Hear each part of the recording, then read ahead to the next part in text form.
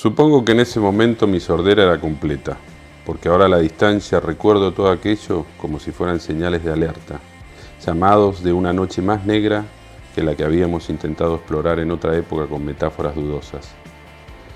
Puede que por entonces el pájaro de fuego prefiriera callar, pero esos eran gritos de alarma, como los de un tero en el medio del campo. Óscar Mazzotta decía que el inconsciente funcionaba como un tero, ese pajarraco de la pampa que pone los huevos en un sitio y grita lejos en otro para despistar.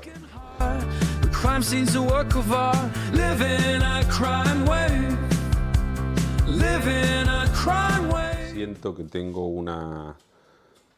un tiempo de digestión literario muy largo.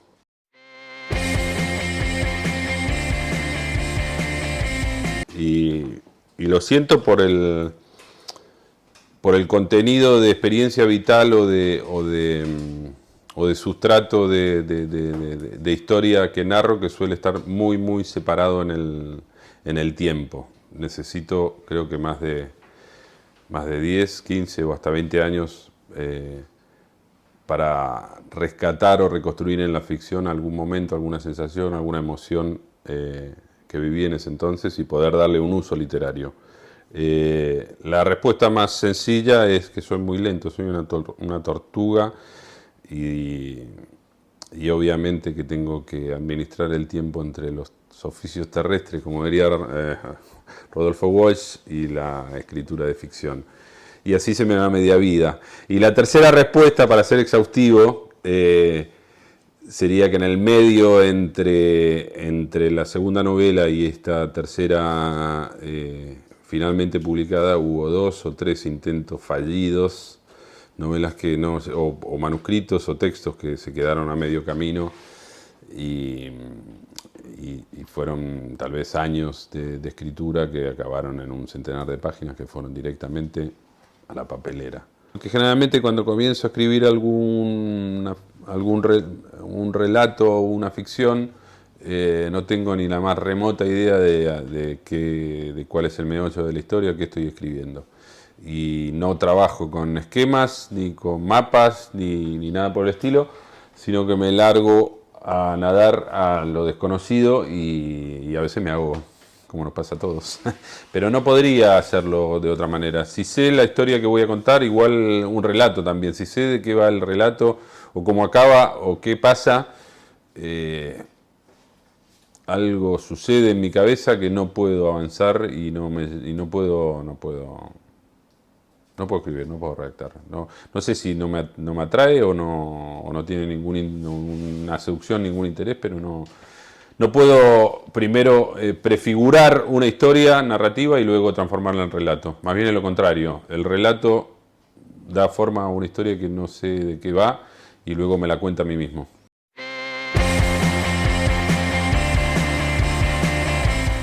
Si te soy sincero, supongo que sí, porque hay nombres de personajes que se repiten, situaciones o escenas que aparentemente eran de otra historia, pero no hay ninguna relación. La única relación que sí tiene es un relato que publiqué, creo que en el 2000, si no me equivoco, 2019, o 2019, antes de la pandemia, que a propósito de una antología de catalanes y argentinos a propósito de Barcelona, invitada a la Feria del Libro de Buenos Aires, donde yo creo que ese fue como la génesis, el origen o la semilla de esta novela, donde fue un personaje bisagra, un relato que tiene que ver con el que sería el protagonista de la segunda novela, que sucede aquí en Barcelona y está junto a otro personaje, que es el metafísico, que no tenía ni nombre aún, que vivía en el Raval o malvivía en el Raval. Y creo que esa fue la semilla de esta novela, porque a partir de ese personaje secundario de ese relato, me di cuenta que ahí había una historia y esta novela nació tratando de contar la otra versión a partir de ese personaje secundario que no tenía voz en el relato. Creo que no hay ninguna conexión entre la primera novela y estas dos, y realmente estas dos novelas es una conexión un poco tenue también, es un juego como de personajes y de continuidad de historias que se podrían leer de manera independiente, pero sí me gusta verlas como un todo. Y sí me gusta también cuando pienso la historia y cuando narro, me gusta ver ese universo, digamos, ficcional donde tienen vida propia los personajes y continúa su peripecia o su vida más allá de lo que llegues a narrar. Hay historia anterior e historia posterior, que eso también sucede en toda novela. El comienzo y el final de una novela es arbitrario y es decisión absoluta y potestad del narrador. Pero cuando un personaje está vivo, cuando una historia realmente está viva y sigue su propio camino, como sucede en la vida, uno puede sospechar, y de hecho lo sabe o intuye, que hay mucho más historia de la que conocemos, anterior o posterior, de donde acabó nuestra relación o nuestra relación de pareja o nuestra relación de amistad con alguien, pero ese otro personaje sigue teniendo experiencias y teniendo peripecias.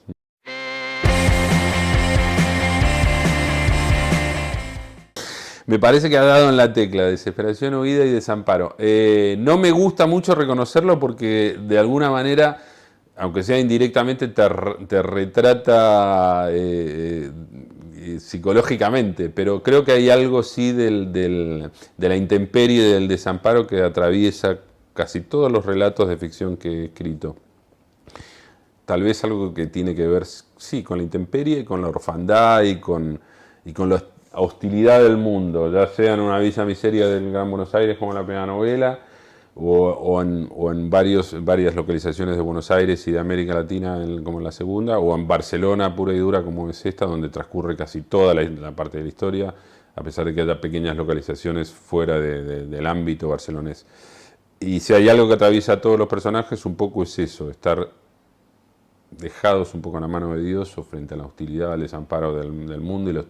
Y si me preguntas por qué, no te sabría responder. Y tampoco me interesa hurgar más allá y prefiero que lo hagan ellos, los personajes y las historias.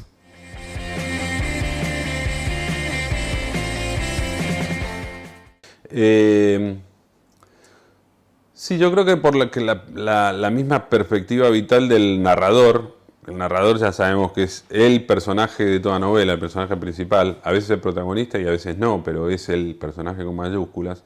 Está colocado en ese lugar futuro y mira hacia el pasado. Y también es verdad que esa mirada puede tener algo de nostalgia, de saudade, de melancolía, de sentimiento de pérdida o demás. Creo que Juan Pablo Villalobos me hacía algún comentario, algo así como que tenía algo que ver con las ilusiones perdidas. Y creo que hay algo de eso. No es tampoco una decisión consciente o voluntaria de colocar el narrador en ese futuro y narrar a toro pasado. Simplemente tal vez es un lugar puramente natural o puramente que se impone desde la misma perspectiva del personaje, se le impone al narrador. En este detalle sí encuentro como lo descubro ahora, una cierta relación con la primera novela, donde se jugaba mucho también con la lectura de Moby Dick y de Ismael como narrador. Sabemos que Ismael o es un embustero o es el único sobreviviente de esa cacería imposible de la ballena blanca. Esto parece un detalle curioso, parece un detalle intrascendente, pero es crucial en toda ficción, porque siempre el narrador se mantiene fuera de todo peligro y sobrevive a cualquier peripecia, porque si no, no hay historia, no hay relatos y luego no hay un narrador que pueda contarlo. Y eso es lo que sucede también en esta novela, aunque sea involuntariamente o aunque sea de pasada. Hay una situación de peligro, de riesgo, hay una red de narcotráfico que está rondando ahí a este grupo de personajes que son una suerte de poetas fracasados, ya no tan jóvenes, en una Barcelona un poco hostil y de diversas procedencias latinoamericanas que están un poco ahí al desamparo tratando de buscarse la vida. Y esta situación de riesgo o de crimen que se genera en el medio. y sabemos que el narrador va, más allá de que no está narrada en presente y en un ritmo cinematográfico, tal vez sí tiene algo de cinematográfico y tal vez tiene sí algo de trepidante y de acción encadenada, pero no tanto como la primera novela, mi primera novela, como Siete maneras de matar a un gato, sino que es una visión más reposada, más madura tal vez y más desde el futuro. Y es obvio que eso nos tranquiliza de alguna manera como lectores, sabiendo que más allá de cómo avance la trama y cuáles son los peligros reales al que se enfrenta el narrador, si está contando la historia es que vivió para contarla, es casi una cuestión lógica u obvia.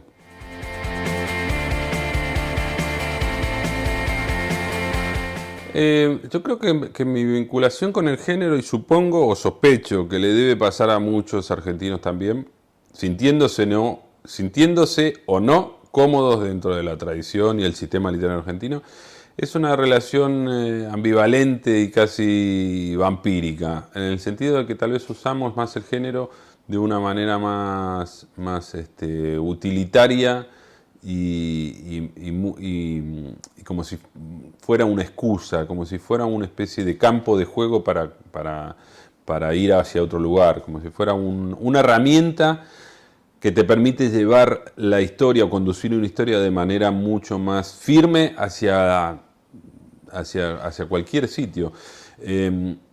Y tal vez esto lo pienso ahora, pero tal vez tiene que ver también con la influencia de Piglia, con el uso que le daba al policial y toda la suerte de teorización que hacía del género dentro de la literatura y del detective como el narrador y del crimen o la transgresión como la piedra basal de cualquier relato de ficción.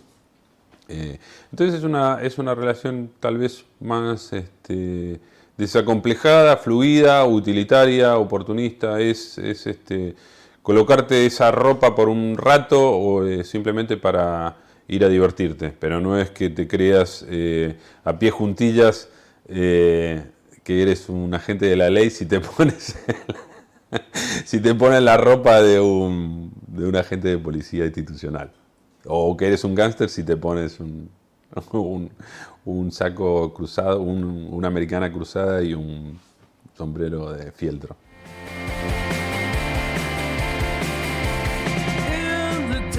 No, ni mucho menos. No es un tono de policial, ni tampoco era una intención de base, ni una idea, Simplemente se surgió y es como una especie de hilo que se aparece allí y que no y que te coge o lo coges y no puedes soltarlo. Yo creo que igualmente toda esta estructura de género o excusa o andamiaje policíaco o de noir en esta novela y en la... Supongo que en las dos primeras también, porque pasa exactamente lo mismo en Siete maneras de matar a un gato y con El sol en la boca. Hay una especie de policial o noir encubierto o en segundo plano. Creo que tiene que ver, que ese uso tiene que ver con la cuestión social. Yo creo que el noir me permite, o el género policial me permite introducir esos otros elementos que tienen que ver con problemas sociales o con conflictos sociales más complicados. En la primera es obvio, digo es obvio porque es una especie de western de Villa Miseria en un barrio marginal con chicos que no tenían ningún tipo de oportunidad en la vida más que eso, más que el crimen y las armas de fuego. En la segunda tiene que ver con una especie de herida histórica en la historia argentina reciente que tiene que ver con la violencia política. Entonces el policial, el noir, me permitió, sin buscarlo y sin quererlo conscientemente, me permitió trabajar con esa especie de fantasma, herida o herencia negra que tenemos, escribamos o no, los argentinos nacidos en la década del 70, en los famosos años de plomo. Y aquí de alguna manera también eso me permitió jugar con este trasfondo de realidad económica difícil, conflictiva, de la vida barcelonesa más allá del circuito literario, poético o de la realidad de los barrios altos de Barcelona. Y la realidad también de una masa migratoria importante, sobre todo en las últimas 2 o 3 décadas, de latinoamericanos y de diversas procedencias, donde el día a día se hace muy difícil, donde las aspiraciones, los sueños, los deseos se van truncando y se van enturbiando por realidades y por necesidades básicas del día a día y de tu vida cotidiana, que te pueden llevar o no hacia el delito o que están rozando esa otra realidad. Cualquiera, y esto que estoy diciendo no es ninguna exageración ni ninguna impostura. Cualquiera que haya vivido en el Raval hace 20 años sabe de lo que estoy hablando. Y cualquiera que haya tenido problemas económicos, que haya sido indocumentado o que haya tenido que malvivir o buscarse la vida o trapichar con lo que sea en el Raval o cualquier otro barrio por el estilo de Barcelona y alrededores, La Mina, Zona Franca, etcétera, etcétera, sabe de lo que estoy diciendo y no es una hipérbole ni una exageración.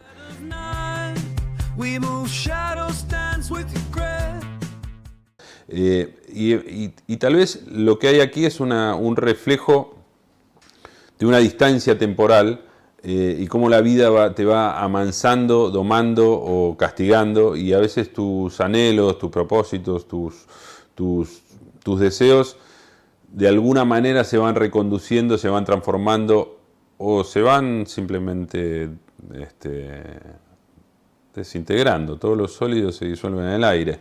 Y esa fe ciega que podías tener en la escritura, en la literatura o en lo que sea, así como si tu interés era la música o la ebanistería, puede que 20 años después te conformes con ser un simple obrero de la cinta de producción de una fábrica porque has fracasado estrepitosamente en la construcción en el trabajo de la madera.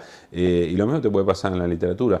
No digo que eso me atraviese a mí o atraviese a muchos de los trasuntos de estos personajes que están aquí, pero sí que el paso de los años y la madurez de alguna manera te va modelando y te va afectando y de alguna manera va limando tus ambiciones, tu energía y los deseos más, o los proyectos o los sueños más alocados que puedes tener, y esa fe ciega en tu hacer.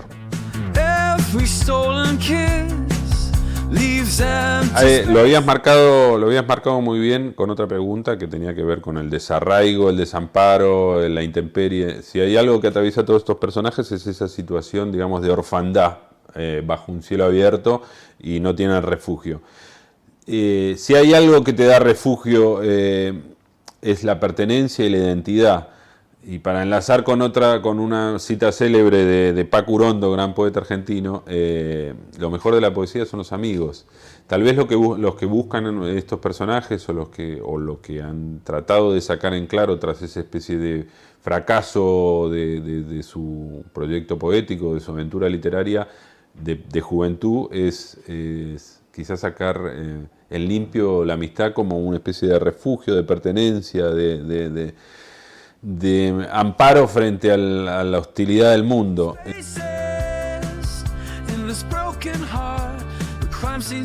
Sí, tal vez lo que hay ahí en algún momento del narrador, tal vez lo que hay es quizá una parálisis como marcabas, por el miedo, por la incertidumbre y una especie de derrota absoluta de lo que puede llegar a venir y de fracaso acumulado. Pero a mí me gusta igual interpretar la novela o entender el relato abierto, con esa especie de final incierto que tiene, donde no hay nada de malo en esa aceptación, en esa especie de pseudo resignación del fracaso y de la derrota. En cierto sentido, o para decirlo mal y pronto, sigue siendo un poeta en ese sentido. ¿Qué es lo que hace un poeta? Fracasar cada vez, a cada nuevo intento. Más allá de que pueda hacer algo con sus versos o no, o siga escribiendo o los publique algún día. Me parece que en en la literatura, y eso nos pasa un poco a todos, creo que el fracaso es una especie de bendición. El fracaso es lo que te permite continuar en activo, continuar la marcha y seguir buscando. Eh, Me parece que tendríamos que huir tendríamos que huir como de un fantasma del éxito y de la seguridad.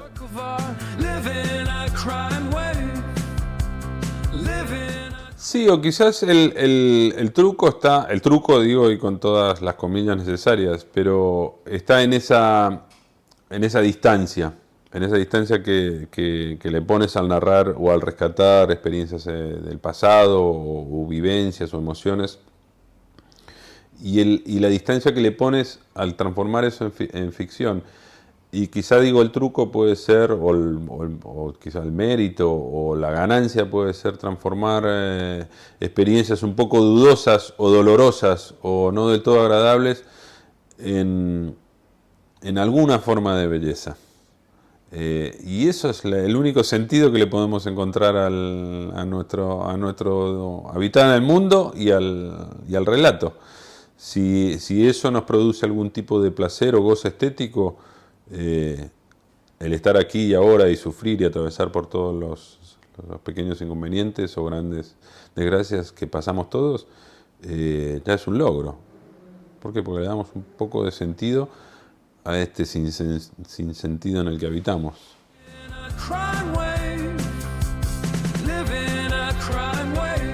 Sí, hay como es verdad, hay un juego de niveles de interpretación o de lecturas posibles que tienen que ver con esto de la fábula, con el bestiario, con los animales y que dan mucho juego para el lector quizá. Pero esto también fue un poco azaroso y se fue construyendo solo. A mí me gusta sobre todo reivindicar la estructura de la fábula clásica, de la fábula de Esopo y de lo maravilloso que tiene en el sentido de que permite extraer un sentido donde no lo hay y donde ni siquiera los animales que protagonizan esa acción o esa pequeña escena o gag son conscientes de ese sentido y que al transformar, al construir el relato, al construir la fábula, logras extraer un sentido donde no lo había y tratar de darle un sentido a lo que has vivido. Al mismo tiempo, con respecto a esto del bestiario, de los animales, fue un juego, tal vez un juego a nivel de redacción, de creación, que tenía que ver con esas limitaciones que uno se pone a la hora de escribir, un poco lipianas si quieres o algo por el estilo, donde encuentras un motivo y dices, vale, ahora voy a continuar la historia con estas limitaciones. Y la limitación o el desafío que me puse simplemente es, a partir de ese relato que no sabía dónde me podía llevar y donde lo único que tenía era una especie de 2-3 capítulos con un elemento zoológico o animal predominante que podía interpretarse de manera simbólica, literal o metafórica de lo que allí sucedía. Era, vale, los capítulos que siguen en esta historia que no sé de qué va, tienen que ver con esto,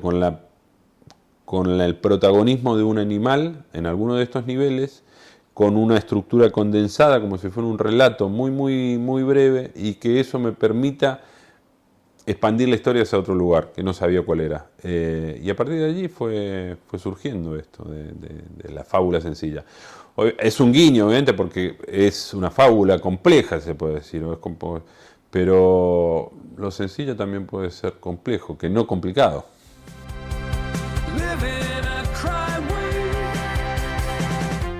Sí, moral a moral y tal vez en un trabajo con la culpa, que hay más, que otra cosa más libre de culpa y de conciencia que la vida animal pura y dura. Y también hay una dimensión animal de nuestra vida, de nuestra existencia, que a veces impulsos muy primitivos o muy básicos o emociones muy básicos que tienen que ver con consistencia o nuestra fisiología animal antes que nada, y que a veces no las tenemos en cuenta o las desdeñamos, y que entran en contradicción con eso, con la moral, con la culpa, con la ética, eh, eh, y que te permiten mucho juego también y pensar y reflexionar sobre eso, sobre las heridas, sobre el dolor, sobre el fracaso, sobre las consecuencias de tus actos que suelen ser o suelen tener, este, suelen producir dolor o algo por el estilo en el otro, quieras o no. Entonces es esa especie de libertad o de libre albedrío absoluto que puede tener un animal sin conciencia, es un juego añadido y te permite también reflexionar en lo que haces como mamífero superior.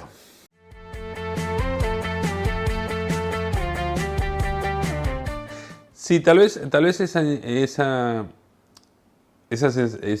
estado de inseguridad perpetua que tienen algunos personajes, o de inestabilidad y de incertidumbre, tal vez tiene que ver con esta condición de extranjeros o de desarraigo en Cataluña, que por más que lleven 20 o 30 años aquí, continúan siendo, habitando esa especie de no lugar entre dos orillas o entre dos, ni de un lado ni del otro. Eh, Sin embargo, yo creo que eso atraviesa a muchos personajes que por su condición de migrantes y por esa especie de juego con el desarraigo, pero sin embargo algunos personajes, pienso ahora en Lautaro y en Betty, me parece que acaban construyendo como una especie de floristería o chiringuito en el Poblenou, y construyendo una especie de hogar muy sui generis y muy inseguro tal vez, pero una especie de familia. Y asimismo también el narrador con ese grupo de desarraigados en el Raval, ¿sí? de marginados, y de personas, digamos, en situación de riesgo de exclusión social muy clara, también construye una especie de hogar y refugio. Me parece que igual ahí hay un punto de esperanza y un punto de optimismo quizás. No sé si fue voluntario también, o consciente, pero para también contar esa parte, digamos, de construcción de algo un poco más sólido a partir de tu propia condición de desarraigado, de extranjero, de foráneo, de sudaca en Barcelona, para decir mal y pronto.